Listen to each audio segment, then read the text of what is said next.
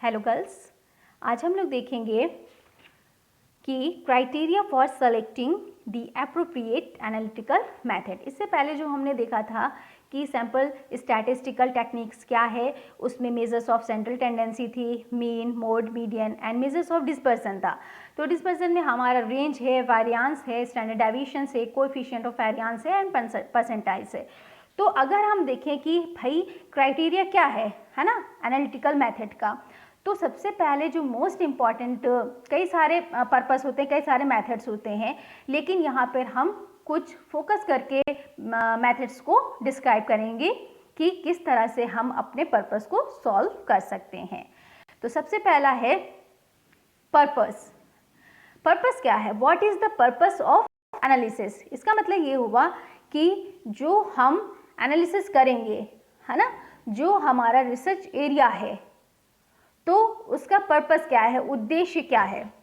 सबसे पहले जब हम लोग अपने प्रॉब्लम्स को बना लेते हैं कि हमें इस पे स्टडी करनी है, तो हम उसके ऑब्जेक्टिव्स जनरेट करते हैं, उन ऑब्जेक्टिव को रखते हुए हम अपने पर्पस को सॉल्व करते हैं।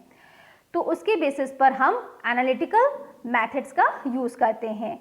तो if the analysis is meant for summarizing the collected data, then the lower level techniques such as measures of central tendency, measures of dispersion are appropriate।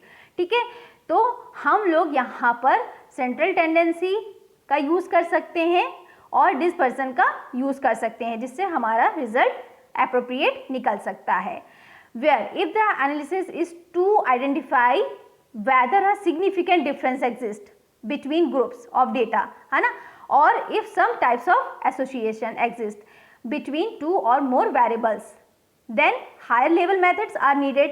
higher level जो methods हैं, जो हमने इससे पहले भी बताया था, तो आपका हाइपोथेसिस टेस्ट करने का पैरामेट्रिक, नॉन पैरामेट्रिक मेथड्स है, उनका यूज़ करते हैं कि कौन से Z test, T test, ANOVA test, chi square test, किस टेस्ट का हम लोग यूज़ करेंगे। तो सबसे पहले डिपेंड करता है कि आपका पर्पस क्या है। ठीक है। Second is the type of measurement scale to be involve. Second जो मोस्ट इम्पॉर्टेंट पार्ट है वो मेजरमेंट स्केल से, कि हमारा जो डेटा है ना, वो किस टाइप का है, उसकी स्केलिंग हमने की है, यानी कि नॉमिनल है, ऑर्डिनल है, इंटरवल है, उसके बेसिस पर हम लोग एनालिटिकल मेथड का यूज़ करते हैं। The scale represent by the number usually determines the analytic methods that are to be used। And third most important criteria is the number of samples to be involved, कि हमारा जो research area है उसमें number of samples कितने involve हैं, है ना। The study में B pertaining to using a single sample and comparison to be made among units within the samples। तो कितना हमने सैंपल्स लिया है उसके बेसिस पर भी हम लोग एनालिटिकल मेथड का यूज़ करेंगे। And most important fourth criteria is the numbers of variables to be analysed. हमारे जो वेरिएबल्स हैं, नंबर ऑफ वेरिएबल्स हैं, है ना, उनके बेसिस पर भी हम एनालिटिकल मेथड का यूज़ करेंगे कि कौन से मेथड का यूज़ करना है।